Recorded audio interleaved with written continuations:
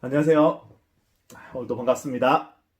오늘도 계속해서 이사야 말씀 보고 있습니다. 오늘은 이사야 말씀 10장 20절에서 34절 말씀 이렇게 묵상했는데요. 오늘 말씀을 통해서 남은 자에 대한 부분을 좀 생각해 보게 되었습니다. 남은 자 10장 20절에 보면 남은 자는 세상에서 자신을 친자를 의지하지 아니하고 하나님을 진실되게 의지하는 자라고 나와 있습니다. 이러한 자가 돌아온다고 말씀하고 있습니다. 자기를 친자는 이 세상에 힘을 가지고 있는 그런 존재이잖아요. 그래서 우리가 그쪽에 붙어야지 잘 될 것 같은데 이게 거기 붙었다가는 큰일 난다는 것을 오늘 말씀을 통하여 우리에게 하나님께서 경고하고 계십니다. 우리가 이 세상에 빌붙어 갔다가는 낭패를 당하게 된다는 것을 말씀을 통하여 우리가 확실히 깨달아야겠다는 생각을 오늘 좀 가지게 됐고요. 오늘 우리 아이들하고 말씀을 나눴는데 고린도 후서 6장 10절 말씀을 나눴습니다. 암송을 했는데요. 근심하는 자 같으나 항상 기뻐하는 자, 가난한 자 같으나 많은 자들을 부유하게 하고 아무것도 없는 자 같으나 모든 것을 가진 자로다. 예. 이 말씀을 우리 아이들하고 같이 이제 외웠습니다. 이거 설명하는 게 좀 어렵더라고, 아이들한테. 근데 우리 큰딸이 어떻게 가난한데 아무것도 없는데 다른 사람들을 부유하게 하고 또 모든 것을 가진 자 같이 보이고 모든 것을 가진 자 같이 보이니까 모든 것을 가진 자가 되고 또 다른 사람들을 부욕해 하는 사람이 될 수 있냐, 항상 기뻐하는 사람이 될 수 있냐. 그랬더니 우리 큰 딸이 스피리추얼하게 부유한 거다. 그 얘기를 해서 맞다, 네가 잘 알고 있는 거다, 이렇게 칭찬해 줬습니다. 이 남은 자들이 바로 그런 사람들인 것 같습니다. 포로로 끌려가서 고통 가운데 참 비천한 가운데 모든 것을 다 잃은 가운데 있지만 이들이 바로 하나님을 붙드는 것으로 인하여서 모든 것을 다시 얻게 되는 그런 사람이라는 것을 오늘 말씀을 통해서 다시 한번 이렇게 보게 되었습니다. 우리가 남은 자로 살아가야 되잖아요. 이 세상에서 남은 자로 살아가는 것, 그것이 무엇인가? 우리 개개인에게 하나님께 주시는 말씀이 조금씩 다를 수 있겠지만은 그 중요한 핵심은 분명 같습니다. 세상을 의지하냐, 하나님을 의지하냐, 세상을 사랑하냐, 하나님을 사랑하냐. 이것에 대해서 우리가 하나님께 분명히 대답할 수 있어야겠다는 생각이 들었습니다. 우리가 잠깐은 세상의 유혹에 또 넘어갈 때가 있고 우리가 잠깐 딴 곳을 쳐다보고 그럴 때 있잖아요. 그렇다고 하나님께서 우리를 완전히 멸망시키지 않으십니다.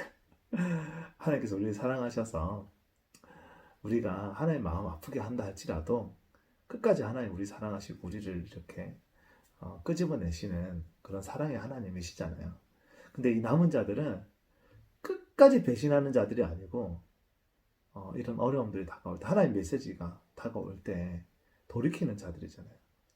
내가 잘못 가고 있구나, 내가 잘못 행동했구나 라는 것을 빨리 돌이켜서 주님께 돌아오는 자들, 이들이 바로 남은 자임을 오늘 말씀을 통하여서 묵상했습니다. 저 또한 남은 자라는 확신을 가지지만 때로는 내가 남은 자가 맞나?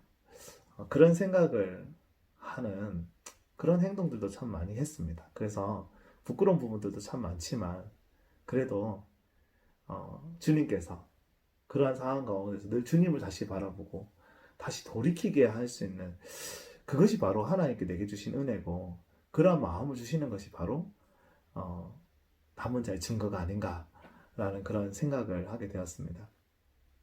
우리가 숫자가 많다고 중요한 건 아닌 것 같아요. 지금 통계를 보면 전 세계에 기독교인이 34%고요. 우리 한국이 기독교가 28%인데 지금은 정확하게 모르겠습니다. 이제 이전 통계인 것 같은데 기독교인이 약 한 1,000만 명이 된다고 합니다. 얼마나 사실 많은 사람들이 기독교인이라는 이름으로 살고 있습니까? 그런데 참 부끄러운 행동 많이 하잖아요.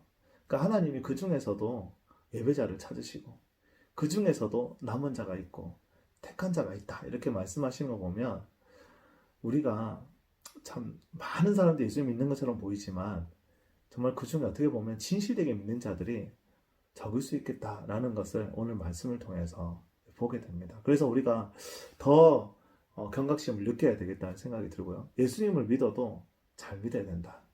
진실되게 믿어야 된다. 라는 것을 오늘 말씀을 통해 다시 한번 보게 되었습니다. 우리가 매일매일 그런 훈련이 필요한 것 같아요. 말씀 속에서 내 자신을 다시 돌아보고 나는 하나님의 자녀로 합당한 삶을 살아가고 있는지, 잘못된 길로 가고 있지는 않는지, 하나님의 마음을 아프게 하고 있지 않는지, 하나님 우리에게 그때마다 돌아오라고 메시지를 주고 계시잖아요. 그래서 우리 길을 쫑긋 세워서 하나님의 말씀에 길을 기울이겠다는 생각이 들었습니다. 나는 자연인이다 라고 하는 그런 프로그램이 있는데 전 재미있게 보는 프로그램 중에 하나거든요.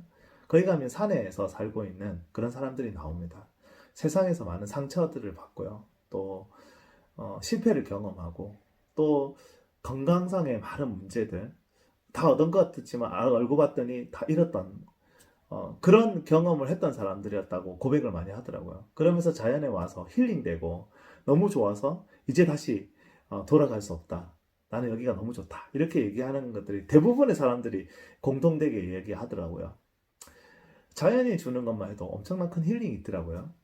그런데 이 자연을 창조하신 분이 누구십니까? 하나님이시잖아요. 천지 만물의 주가 되시는 분.